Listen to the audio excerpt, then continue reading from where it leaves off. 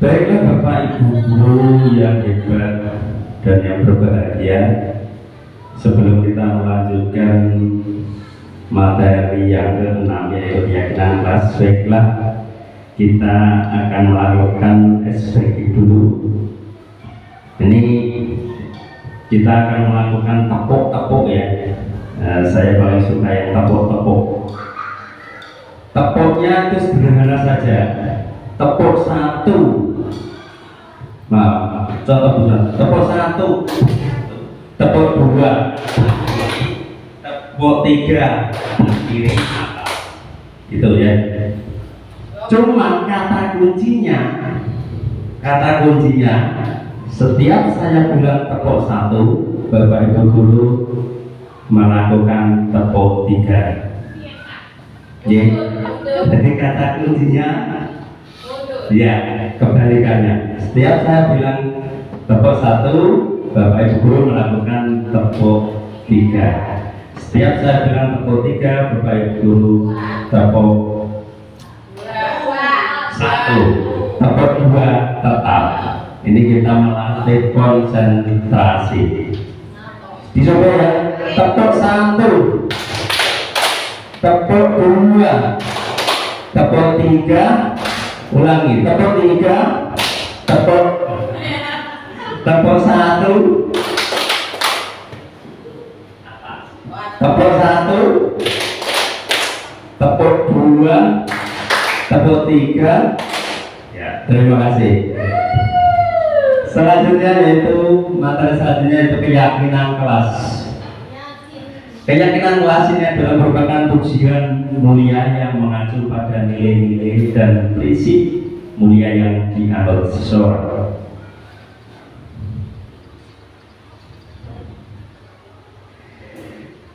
Nilai keyakinan kelas 1, keyakinan kelas bersifat lebih abstrak daripada peraturan yang lebih rinci dan konkret. Keyakinan kelas ini berupa pernyataan nilai universal. Yang tiga, pernyataan keyakinan kelas senantiasa dibuat dalam bentuk positif. Yang keempat,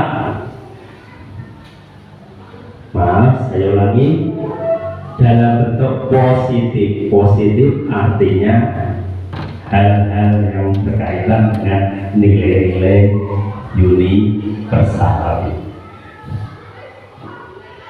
Yang keempat, keyakinan kelas hendaknya tidak terlalu banyak sehingga mudah diingat dan dipahami oleh semua warga kelas dan dapat diterapkan di lingkungan kelas. Yang kelima, semua warga kelas hendaknya ikut berkontribusi dalam pembuatan keyakinan kelas lewat kegiatan surat pendapat. Ini yang membedakan dengan peraturan. Kalau peraturan biasanya sudah jadi, dari pihak sekolah biasanya sudah jadi sebuah peraturan dan mau tidak mau murid biasanya harus mematuhinya. Tapi kalau keyakinan kelas ini ada kontribusi antara murid dan guru, terutama guru wali kelasnya. Yang keenam, bersedia meninjau kembali keyakinan kelas dari waktu ke waktu. Kalau sekiranya ada sesuatu nilai yang perlu dimasukkan, maka keyakinan kelas bisa dirubah kembali dengan cara melibatkan melibatkan peserta didik dan warga sekolah yang lain.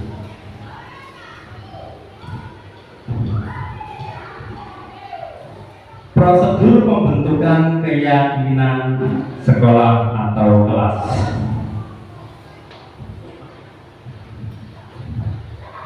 Yang pertama, mempersilahkan warga sekolah atau murid-murid di lingkungan sekolah atau kelas untuk bercurah pendapat tentang peraturan yang perlu disepakati di sekolah. Langkah pertama dalam sebuah kelas, nanti murid-murid diberi kesempatan untuk mengusulkan pendapatnya masing-masing berhubungan dengan nilai-nilai yang akan dimunculkan dalam keyakinan kelas tersebut. Itu langkah pertama. Yang kedua, masukan-masukan yang masuk dari peserta didik tersebut dicatat, boleh di papan tulis maupun di kertas plano atau mungkin kertas apa itu ya, karton ya, kertas karton, di mana semua anggota kelas warga sekolah bisa melihat hasil curah pendapat tersebut. Yang ketiga, dari berbagai pendapat dari murid tersebut, gantilah kalimat-kalimat dari yang negatif ke kalimat positif. Contohnya misalkan kalimat negatif misalkan jangan berlari di kelas atau koridor. Ini kalimat negatif karena menggunakan kata jangan. Diganti ke kalimat positif, bisa diganti menggunakan kalimat berjalanlah di kelas atau koridor. Contoh yang lain, misalkan jangan bertengkar, jangan bertengkar. Itu kalimat negatif ya, karena ada kata jangan. Kalau diganti dengan kalimat positif, bagaimana contohnya Bu Sati? Kalimat positifnya jangan bertengkar. Rukunlah dengan temanmu. Ya boleh, rukunlah dengan temanmu. Atau mungkin yang pernyataan yang lebih luas, misalkan berbuat baik sesama teman. Itu ya. Saling menyayangi, boleh saling menghormati. Yang keempat, tinjau kembali daftar curah pendapat yang sudah dicatat tadi. Anda mungkin akan mendapati banyak pernyataan yang tertulis di sana, masih banyak yang berupa peraturan-peraturan.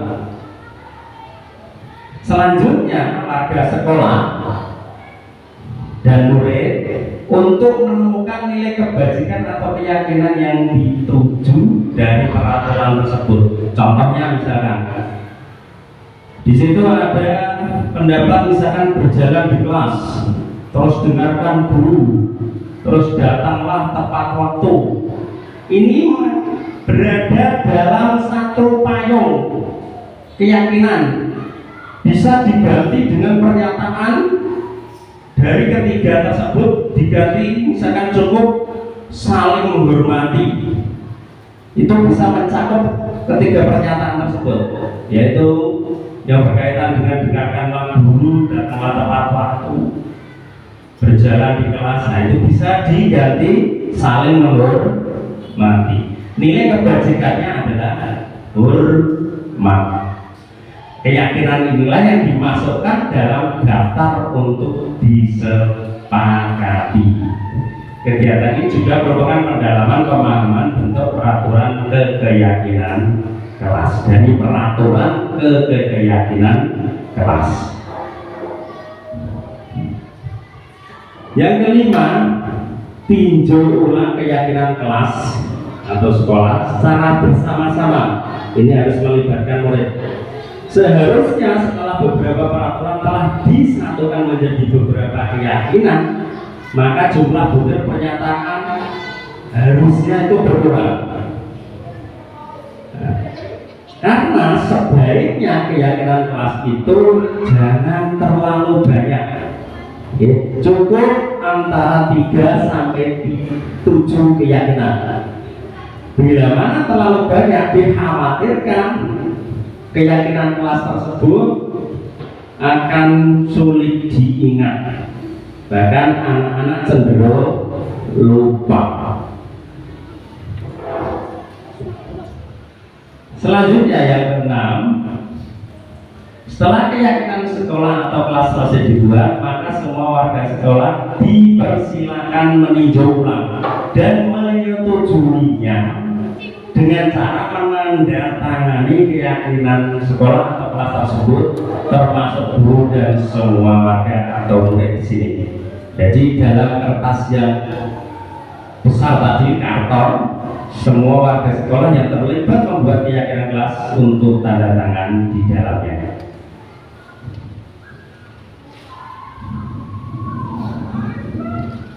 Yang ketujuh, keyakinan sekolah atau kelas selanjutnya bisa dilekatkan atau ditempel di dinding kelas di tempat yang mudah dilihat semua warga kelas. Ya. Jadi di tempat yang mudah dilihat.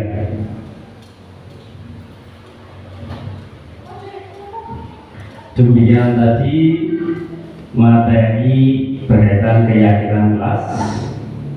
Untuk selanjutnya materi yang ke-7, segitiga institusi.